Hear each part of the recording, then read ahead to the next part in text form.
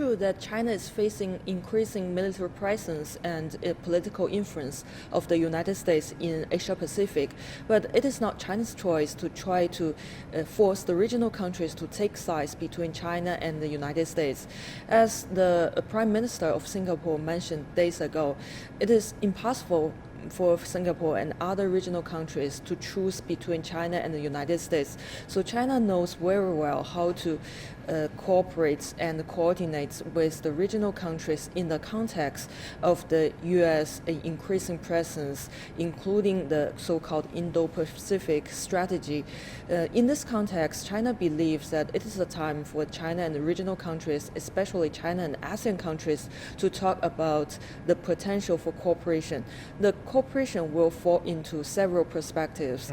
As the correspondent mentioned, that China and ASEAN countries will work closely to fight the virus, and at the same time, both sides will boost people-to-people exchange and to establish business ties between the two sides.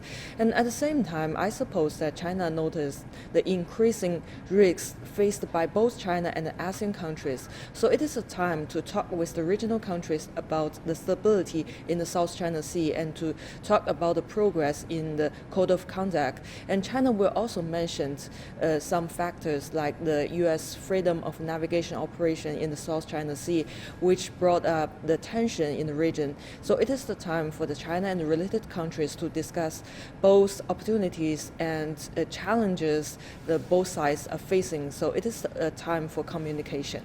One aspect of this cooperation between China and ASEAN obviously is the economic and trade ties. I want to get your take on this topic too, because China signed that free trade agreement with ASEAN at the end of last year, and Wang Yi called for its swift ratification. Has the pandemic recession made the region more economically linked to China, and if so, what is the fallout from that?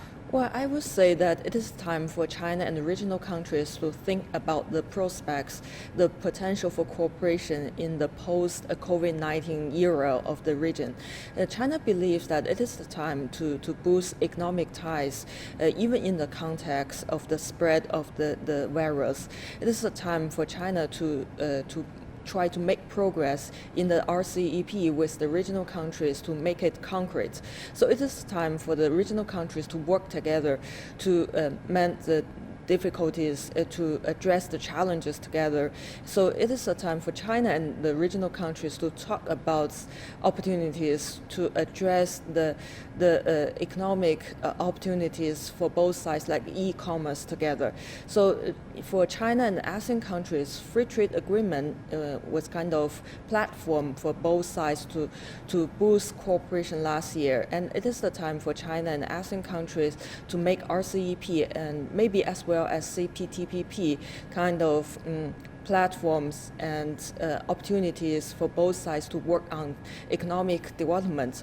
So it is not the time that China believes that the regional countries will have more concern about China's rise. It is the time for China to boost the regional countries to try to work with China on the economic development.